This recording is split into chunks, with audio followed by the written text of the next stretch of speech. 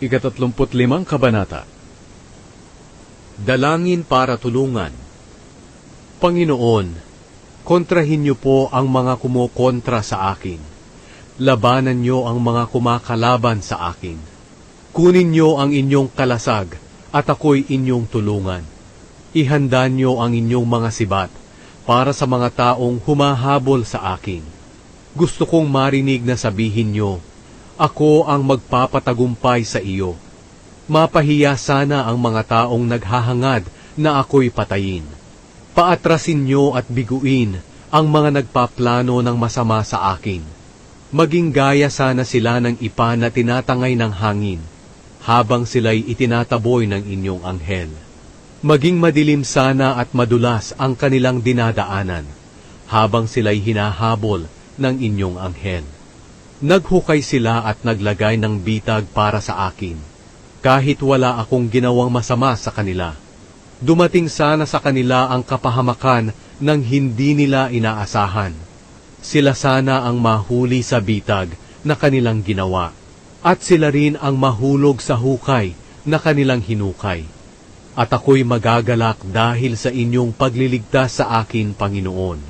Buong puso kong isisigaw, Panginoon, wala kayong katulad. Kayo ang nagliligtas sa mga dukha at api mula sa mga mapagsamantala. May mga malupit na taong sumasaksi laban sa akin. Ang kasalanang hindi ko ginawa ay ibinibintang nila sa akin. Ginagantihan nila ako ng masama sa mga kabutihang aking ginawa. Kaya ako'y labis na nagdaramdam. Kapag sila'y nagkakasakit, ako'y nalulungkot para sa kanila.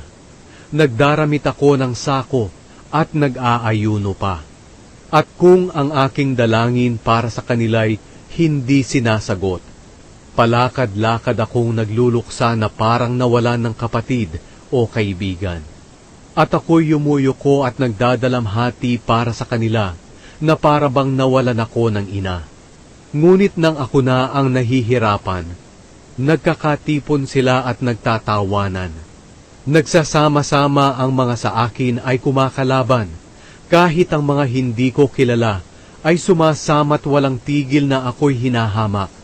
Kinukutya nila ako ng walang pakundangan, at ang kanilang mga ngipin ay nagngangalit sa sobrang galit. Panginoon, hanggang kailan kayo manunood lang? Iligtas niyo na ako sa mga sumasalakay na ito, na parang mga leon na gusto akong lapain. At sa gitna ng karamihan, kayo'y aking pabupurihan at pasasalamatan. Huwag niyong payagan na matuwa ang aking mga kaaway sa aking pagkatalo. Ang mga galit sa akin ng walang dahilan ay huwag niyong payagang kutsain ako. Walang maganda sa sinasabi nila. Sa halip, sinisiraan nila ang namumuhay ng tahimik. Sumisigaw sila sa akin na nagpaparatang, aha! Nakita namin ang ginawa mo. Panginoon, alam niyo ang lahat ng ito. Kaya huwag kayong manahimik. Huwag kayong lumayo sa akin. Sige na po, Panginoon kong Diyos, ipagtanggol niyo na ako sa kanila. O Diyos ko, dahil kayo ay matuwid kong humatol, ipahayag niyo na wala akong kasalanan. Huwag niyong payagang pagtawanan nila ako. Huwag niyong hayaang sabihin nila sa kanilang sarili, sa wakas, nangyari rin ang gusto naming mangyari. Natalo na rin namin siya. Mapahiya sana silang nagmamalaki sa akin at nagagalak sa aking mga paghihirap. Sumigaw sana sa kagalakan ang mga taong nagagalak sa aking kalayaan. Palagi sana nilang sabihin, purihin ang Panginoon na nagagalak sa tagumpay ng kanyang mga lingkod. Ihahayag ko sa ika-36 na Kabanata.